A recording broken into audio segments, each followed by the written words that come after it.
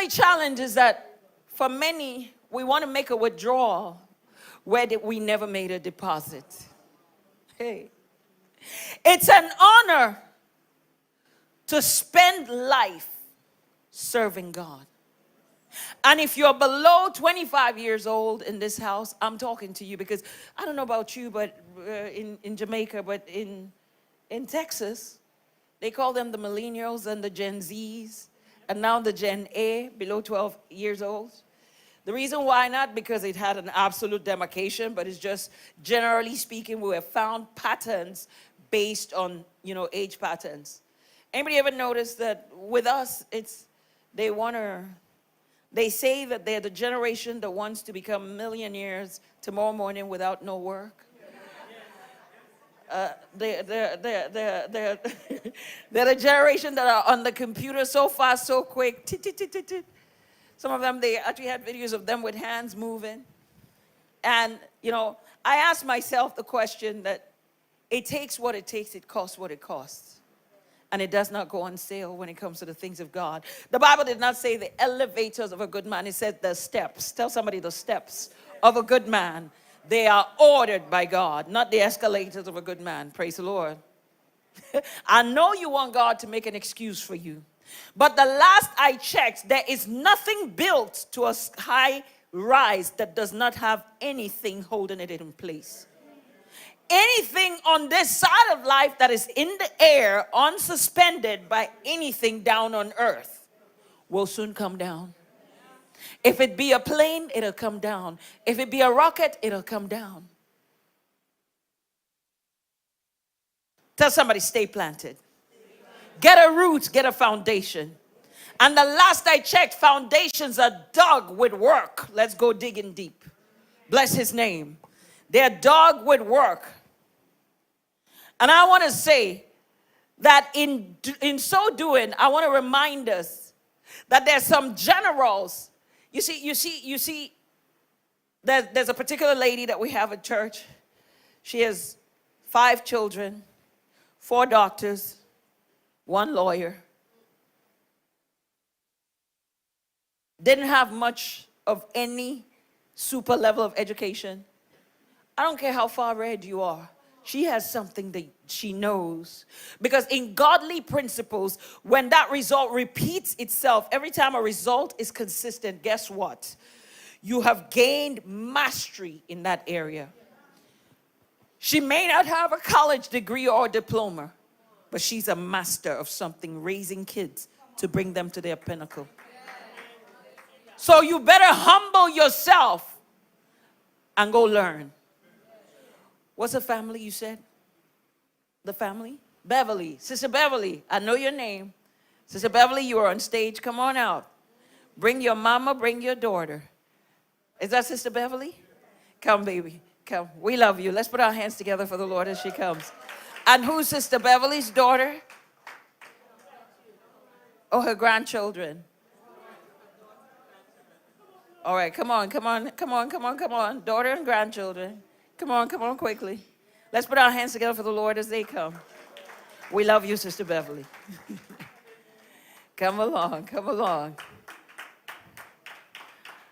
All righty, Sister Beverly is a champion, so step in front. There we go. And what's your name, darling? Laura? Lolly, step right behind Mama. And what's your name? Ashira, step behind Mommy. All right. Now, I say that to say this. Life is a relay race. When one generation, I want you to go all the way to the end, finishes running, I want you to go follow her. They pass on the baton to the next generation. And come along, Mama. Come along, Mama. Come along. Come along with your baton. Come along. And when she's done, she passes it to the next generation. But hold it.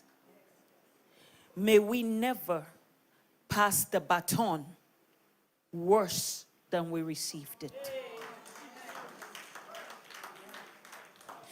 The next generation will start off where we leave off. It is the platform of where we have ended that they're going to start. Bless his name. I want to ask you mothers. The Bible talks about the older women giving counsel to the younger. The Bible, the last I checked, talked about a virtuous woman. You can go read Proverbs 31 verse 1. It says the words that King Lemuel, his mother, taught him. You can put it up. Proverbs 31 1. Mothers, are we still teaching? The infamous or famous, should I say, Proverbs 31. Depends on which way you look at it. Thank you all so much. I borrow my pen back? You like it? You could have it. Here, that's a present for you. God bless you. Now, I want to say that life is a relay race. Call yourself a success. And I love what you did when you introduced the topic this evening. And I love the exhortation that went along with it, because I believe that God has people in this place, in this moment, that are going to be the front runners in the next level of what God is doing in this time. There are businesses that are here that will be multi-million-dollar businesses, and you're sitting in this place tonight. There are visions that will go around the world, and they're sitting right here, right now. Some things are caught and not just taught. Hey, some of you may be in the cleaning department and you're going around watching Bishop and watching Lady Olga.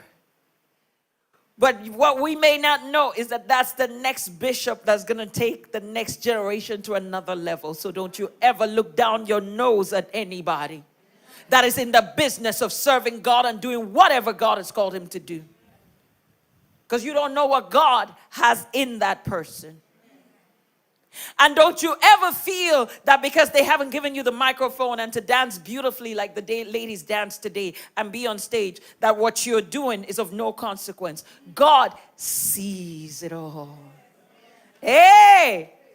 He sees every nitty-gritty detail of what it is that you're doing in this day and in this time. He sees it all. Bless his name. Now, I say that to say this, that there's some of us in the house that have told ourselves, oh Lord, if only you could have used me. And we're there telling ourselves we're going to have a prayer meeting and fasting vigils and all of this to ask and find out, God, what would you have me do? Tell somebody the time is now.